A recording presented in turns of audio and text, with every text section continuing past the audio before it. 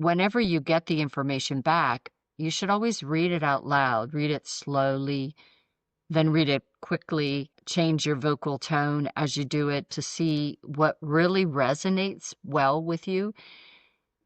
Obviously, if we're just answering a question like this right off, it is what it is, whatever it came out to be. But It if you're is what it creating is. content and you Welcome back to Wisdom Journey, the show where we explore stories, strategies, and insights that help you grow as a creator, leader, and change maker. I am your host, Wisdom Okonkwo, and today I'm thrilled to welcome a very special guest, someone who spends over 4 decades mastering leadership in the corporate world, then turned a passion for personal development into a mission of empowering entrepreneurs worldwide. Please join me in welcoming Victoria Noethling, trainer, coach, speaker, and the force behind the Find Your Leadership Confidence podcast. Vicky spent 17 years as a project manager in multi-year Fortune 500 programs. She's been a Toastmaster since 1998, having every level from club president to international region advisor, and even carrying the Olympic torch in 1996. Since retiring in 2018, she's co-authored 6 collaborative books, launched online courses and masterminds, and hosts a quarterly virtual summit to help leaders build confidence in their hearts, head, and hands. Whether you're tuning in to learn how to captivate your audience on video, boost your emotional intelligence, or lead with courage and compassion, Vicky has the experience and the heart and the practical tips you need. So if you're ready to power up your delivery, slay your next Facebook Live, or simply grow your impact, you are in the right place. I want to start with the, get to know questions. You've trained everyone from 8-year-olds to corporate execs. What's the number one fear people share about speaking, and why is it so universal? I don't know that it's a fear. Sometimes it's a fear. It makes them deathly ill kind of thing. But a lot of times it's just the fear that if you mess up, you're going to be embarrassed. You're going to be disappointing someone. And that's why they don't want to do it. They're just afraid that they won't be perfect. And part of what I try to get you comfortable is that, be you, be a person who is not perfect, because perfect does not exist. You may have a fabulous time speaking if you just remember that it's just a conversation that you're having with everyone.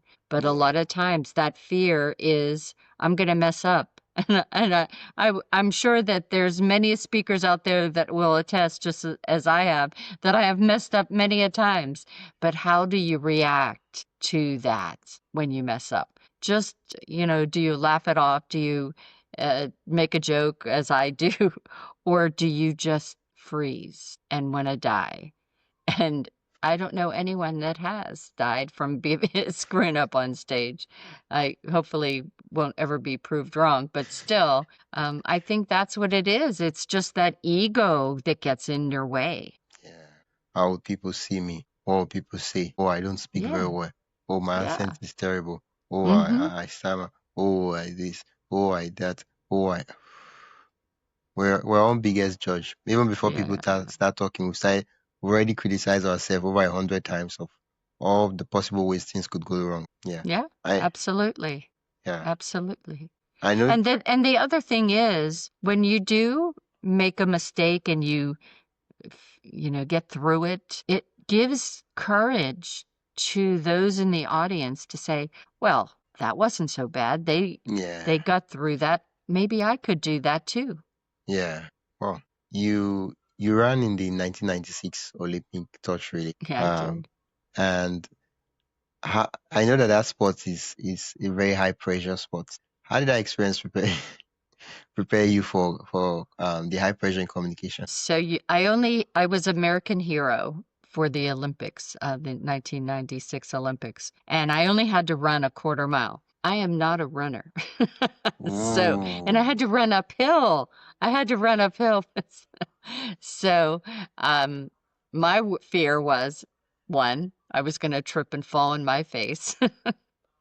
2, I was going to drop the torch and break it. And I ran alongside another person, and none of those things happened. And I will tell you, I just accepted that the joy of being in that moment And it was then the best moment. And I think when you speak, you just go out and you visualize that everything is going to be great, that you are going to be great, and that if anything, happens, it happened for a reason, and just live with it, just accept it and have a good time, have fun. And that's so important.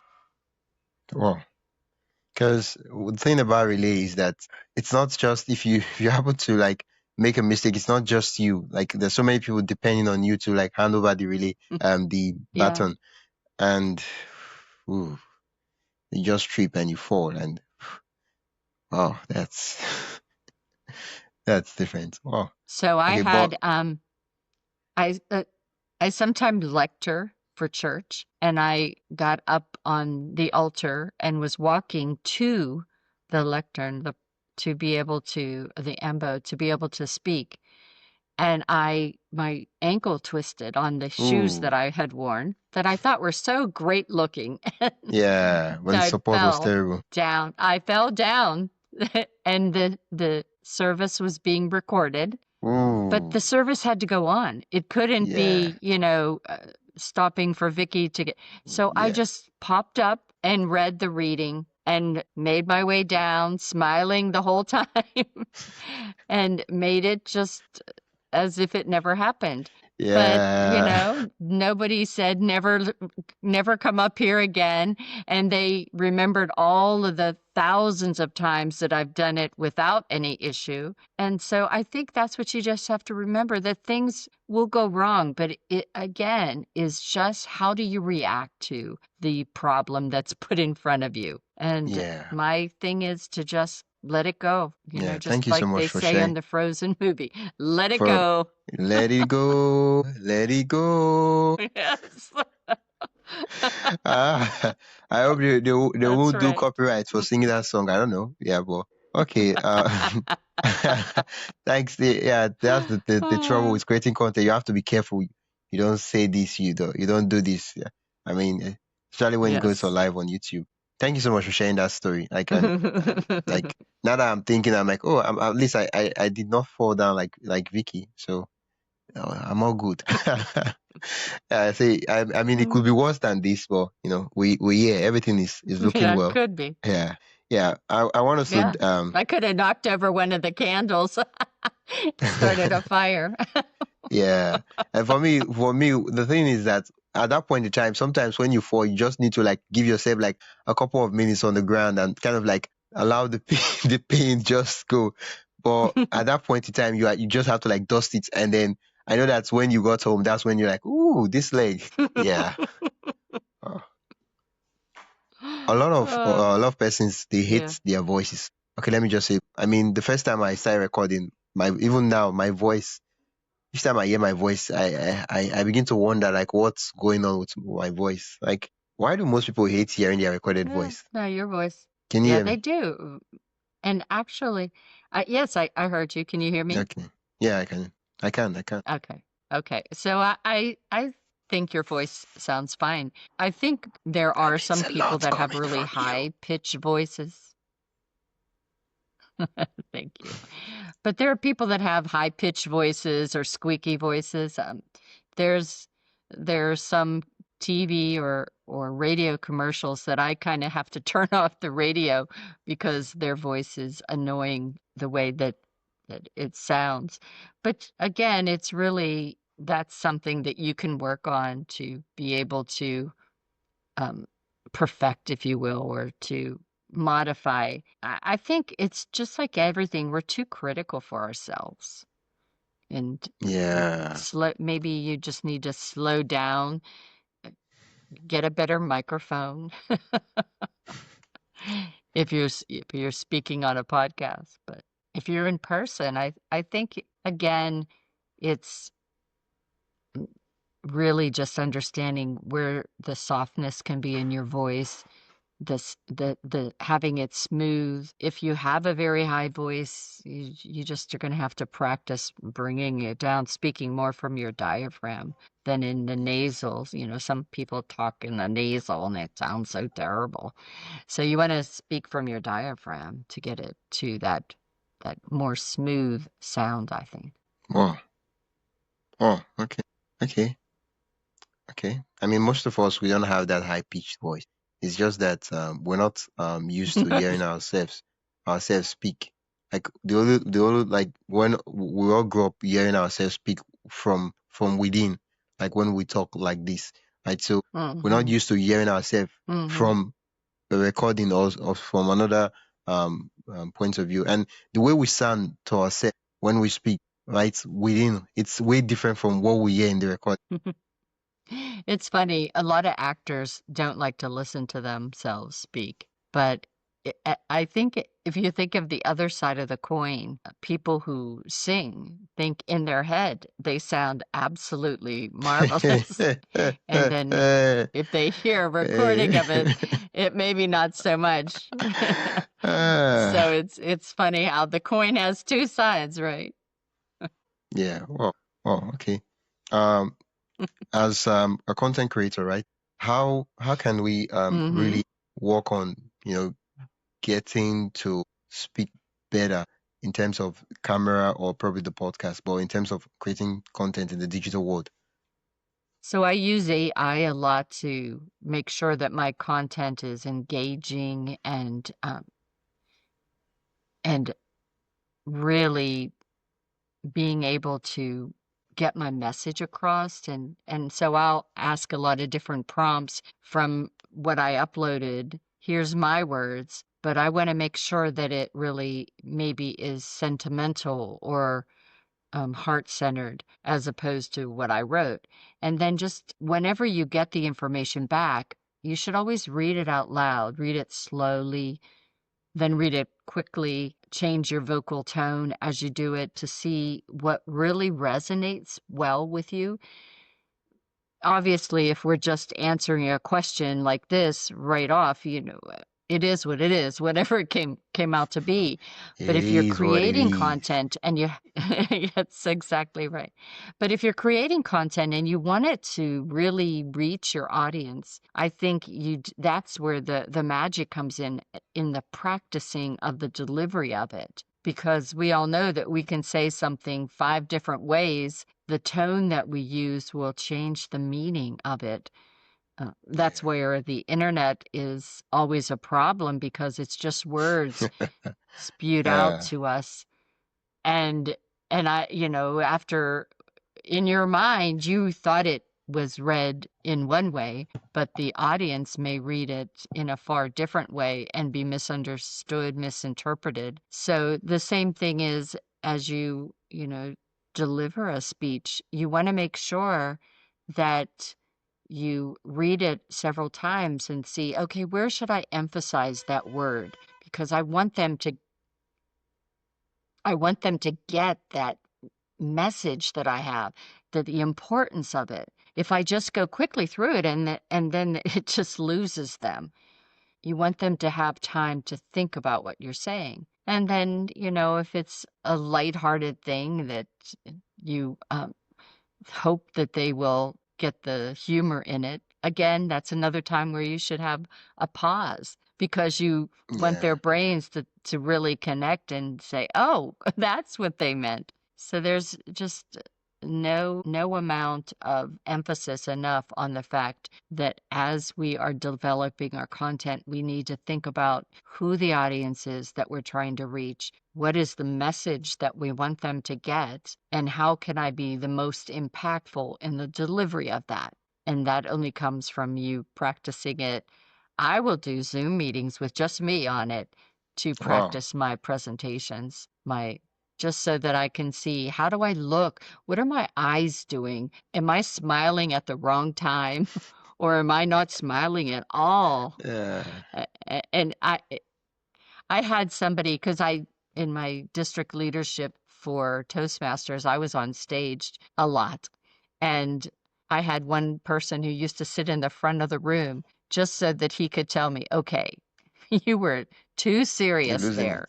or you didn't smile. Right. And he was my monitor, He would just put a big smile on his face as an indicator to me, you need to smile some more. People, when you smile, it's contagious, and you Yeah. really want the audience to have a good time. It's a good thing you mentioned that, because I was going to ask what are some of the body language, and one of the things I struggle with too Yeah. is making eye contact with the camera, and that's for me. It's like I'm always like I'm like, I know Mm. this is the camera. I'm supposed to be looking this way, but then I end up looking at the screen, and I feel like when people get to see the whites of your eyes and make that eye contact, they feel like you're in the same Yes. room and you're talking to them, you see them, and then you're not just like or speaking to the other way. And Mhm. it's something I'm always reminding myself. Yeah. And yeah, Yeah, you have to train yourself to do that. I always coach people and I recommend that you get an external camera that you can adjust to the height and different things of the yeah. situation So that you're in. there will be no But screen. I always tell them to, yeah, yeah. So to put a picture of a puppy or a loved one on the back of that camera, so you're actually looking at them, and it makes you actually feel more comfortable, more relaxed when you're looking at that rather than just looking at the dot. So you just want to Yeah, make sure that you you have that. And after you do it for a while, it just becomes practice. yeah, That, the only trouble is if you are speaking to a large Zoom audience, if you will, and you're trying to see the reaction of all the people, your eyes might wander, but then treat it as if you are in a meeting room in person. And I would look to the one side to talk to that group, and I would look to the other side to talk to that group, and then in yeah, the center type of thing. And so it's a little bit uh, awkward if you would try to get used to it. For me, I just always look at the camera because I think everyone then thinks that I'm looking at them. And yeah, as you yeah, said, it makes them feel like they're in the room with you. yeah. So just practice getting used to looking at the camera. Oh, thank you so much. You just gave us like a full masterclass on body language and some of the things to like make eye contact and all that with the camera. And right now I'm thinking that I'm just going to clip Yeah. that part and have it be a video on its own on YouTube. Yeah, But the thing is, that's why I do a free checkup of your setup, because a lot of people are not as engaging as they need to be on video because you can't see them, they're in the dark, their lighting's wrong, their sound is not great, their video is not great. And so people then just become disengaged. And you want yeah, people to just be hanging on your every word if you're the speaker, right? And yeah, so I do that free checkup of folks. yeah. Well, we've talked about voices, we've talked about body language and energy acts, and then you talked about scripting and using AI to like refine and revise the script. Um, Now, one of the biggest challenge a lot of persons have is that they're like, should I use a teleprompter or how do I? Not everybody likes to Hmm. read a script word for word. So the question is, how do we remember and kind of Yeah. like have talking points such that we don't end up rambling, yet we deliver on point? Well, first of all, I don't have a teleprompter. If I'm doing a keynote speech, all of my speeches only, even if it's 40 minutes, I only try to talk about 3 key points. So then each of those points, I might have 2 or 3 stories that help to emphasize those points, just as we've been doing today as I've thrown out all the different stories. Yeah, So when you're practicing, I'm not really memorizing word for word because you don't know what I wrote. It, the, the key thing is, what is the story that I want to tell you? And how can I make sure that that story is succinct enough and clear enough that you'll get the message as to why it's tied to that key point? yeah, But people remember the story more than the point. So if you can continue to wrap around their brains that this is my message, this is my point, but let me tell you why it's important for you to know that, and that story will do that. So Yeah. it's oftentimes the stories that you give are stories that you've lived, you've experienced. You don't have to really memorize it because you remember it. Yeah. So my practicing of that talk is really to just jog my memory about that event, that thing, that story, and then you just tell it as if you were having a conversation with them. I remind people all the time that if you go out to dinner with somebody and you're just having a conversation with them and you're just telling them about a time in your life, and you don't have to pull up a PowerPoint to do that. You don't have to have a script in front of you. You just tell the story, and it's Yeah. natural and it feels authentic, and that's what you want. So the only thing that I ever really read a script is the person's bio because I don't want to screw that up. Yeah. Yeah. But Yeah. other than that, yeah, and when I'm doing a workshop, I may use PowerPoint to show pictures again as that memory jog for me to remember the story that I want to tell you about that picture Yeah. and how it's tied to the point that I want to make. So Yeah. again, if you're doing a great big production and they have the teleprompter, I would just suggest that you practice reading online, reading in front of the camera so that you get comfortable in being able to read in a way that people don't know you're reading. And in this close environment, you'll see the eyes move as you go down and read the stuff. And so every time you move your eyes, you disengage with us. Yeah. So I just try not to use teleprompters or scripts as much as possible. Are you still there? Yeah. I'm still. I'm still. I'm still. You can hear me, Okay. right? I can. Yeah. Okay. Well. I was. So I want that us would to. be my advice. Yeah. Thank you so much for that. Wow. This is like. I think I should be inviting guests that I've interviewed on my podcast more often again because the conversation is usually less tense and compared to the first time. Okay. Mm. I want us to talk about live streaming for creators. Mm. So far we're talking about recording content. With recording content, you can do as many takes as you want to do. But live streaming, whatever you do, whatever, everything is just, it happens. Yeah, my So summits are how do all we get live it right? streamed. Oh, that's true. You're the best Well, person to first tell of us all, how do we get it right? just as, if you're going out on stage or if you're in person, it's only one take. Yes. And so I just find that it's important if you're live streaming to be as authentic, as natural as you can be, to know your material before you get out there to do it, and understand that sometimes when you do screw up, make a mistake, that gets more hits than if you didn't, Yeah. because it will spread more virally. But, I understand that, especially, if I'm talking about one of my anti-aging products, I want to make sure that I get all the information right and that I've got that pain versus and the solution message out there. So there are some notes that I may prep with to make sure that I have it. I might pull up some quotes or some information on the screen behind me as I'm live streaming. But again, the key thing is to be short and sweet,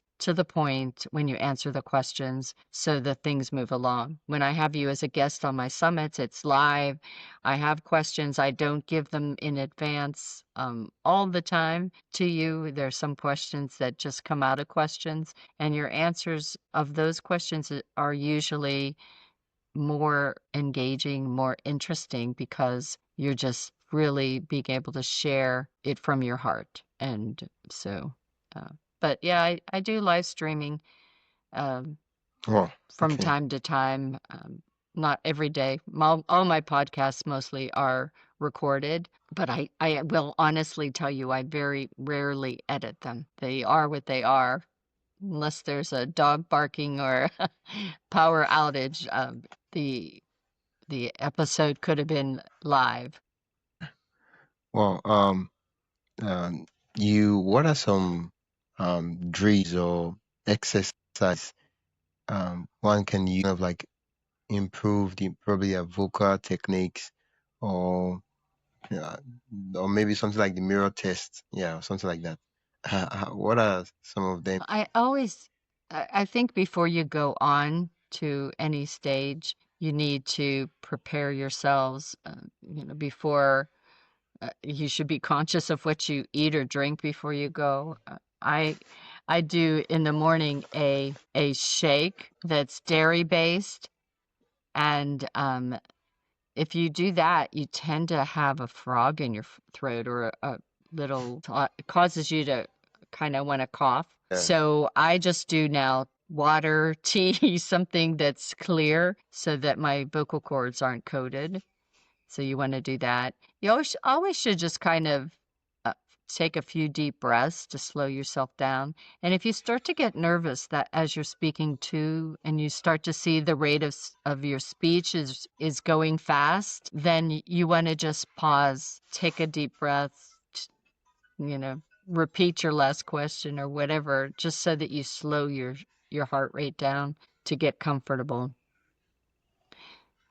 As for, I'm not a vocal coach, although I have interviewed plenty of them that have given great advice. But other than, deep breathing to be able to, again, speak from your diaphragm as opposed to your neck up, if you will. Those are the only exercises that I do. I would suggest if you get laryngitis, then there's some other things that you can do to help that. And we as speakers tend to sometimes get that. And so you can definitely make sure you just drink hot drinks, no cold drinks, because that constricts a little bit.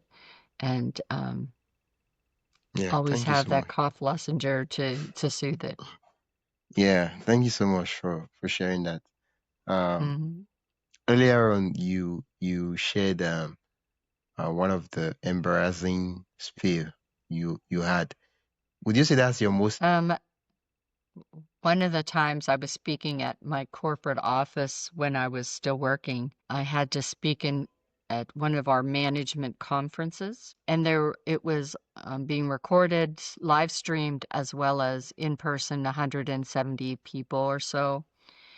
And I was to talk about how our HR group was doing. And the first sentence of that talk, when I got up there to speak, was about the people. And I said the pee-pee instead of the people. And everybody started to laugh, just like you. And I just said to them, hey, I'm a mom. I can say that word. And everybody laughed even harder.